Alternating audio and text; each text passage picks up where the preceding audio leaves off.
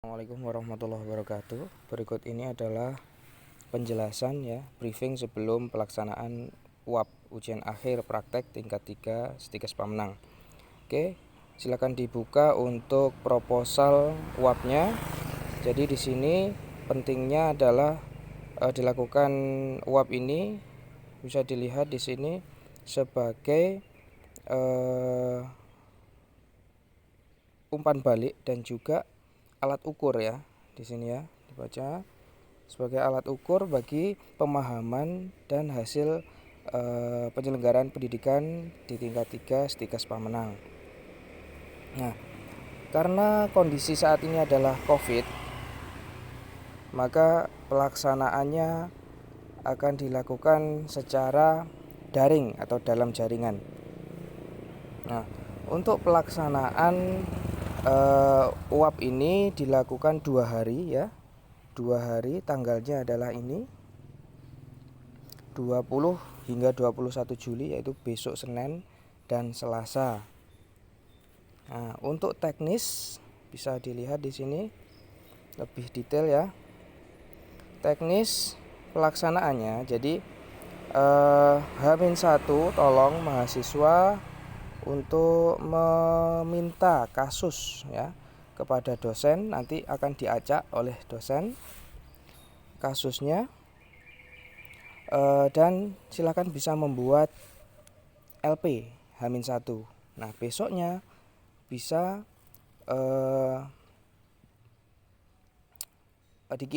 dikirim selama proses itu bisa dikirim ke dosen, dan esok harinya hari H pelaksanaan ujian, dosen akan ini teknisnya ya, dosen akan berperan sebagai pasien sesuai dengan kasus yang telah disepakati itu. Jadi kasus itu bedanya dengan bimbingan waktu lalu adalah sebagai acuan ya adik-adik sekalian ya. Jadi nanti data-datanya silahkan ditanyakan, pengkajian itu kalian menanyakan ke dosen ya. Jadi tolong pelajari pengkajian mulai dari asesmen hingga pemeriksaan fisik, itu nanti akan disetting oleh dosen masing-masing. Setelah itu mahasiswa bisa melakukan dokumentasi laporan pendahuluan mulai dari pengkajian hingga intervensi dan rasionalnya. Nah, di situ nanti silakan disepakati dengan dosen masing-masing terkait tindakan yang bisa dilakukan di rumah. Nah, tujuannya apa? Besok di hari kedua kalian melakukan role play dengan anggota keluarga di rumah. Contoh tindakannya apa yang bisa dilakukan di rumah? Memosisikan pasien, contohnya semi-fowler, fowler, dan lain sebagainya. Melakukan ROM ya, melakukan relaksasi nafas dalam, melakukan relaksasi guidance imagery, atau yang lainnya yang bisa dilakukan di rumah bersama anggota keluarga ya. Tujuannya untuk role play. Lah, hari pertama ini silahkan mengirimkan SOP-nya, SOP untuk role play hari berikutnya itu ya, kepada dosen. Selanjutnya ya, setelah mengirimkan SOP dan menyepakati tindakan yang bisa di role playkan, untuk tindakan yang diedukasikan silakan mengirimkan SAP dan medianya ya. SAP dan medianya bisa leaflet, bisa poster, bisa video, dan lain sebagainya. Nah, itu dikirimkan hari pertama. Terus apalagi yang dikirimkan? Untuk tindakan-tindakan yang tidak bisa di role playkan dan tidak bisa diedukasikan ya, silahkan mencari video tutorial. Contohnya tindakan apa? Seperti memasang kateter ya, kan tidak mungkin kalian role play di anggota keluarga saat itu. Jadi cari video tutorial tentang pemasangan kateter. Nah, di YouTube boleh, di lain-lainnya boleh. Itu dikirimkan video itu ke dosen ya di hari pertama. Tujuannya apa?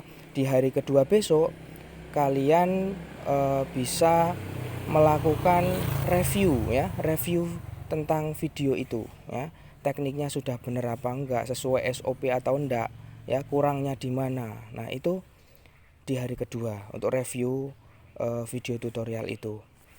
Jadi saya ulangi lagi, apa saja yang harus dikumpulkan ya di hari pertama, yaitu yang pertama adalah LP ASCII-nya ya, LP ASCII-nya. Selanjutnya adalah SOP dan tindakan roleplay yang disepakati. Ini ya. Selanjutnya adalah SAP dan media edukasi bagi tindakan yang bisa diedukasikan. Dan yang terakhir adalah video tutorial untuk tindakan yang tidak bisa di roleplaykan. Nah, untuk hari pertama seperti itu. Selanjutnya, untuk hari keduanya adalah pelaksanaan roleplay ya, ini ya. Pelaksanaan roleplay melalui video call.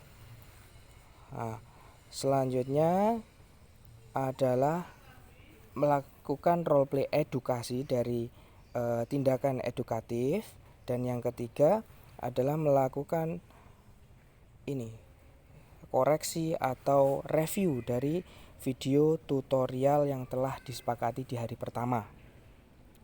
Setelah itu baru responsi dengan dosen ya.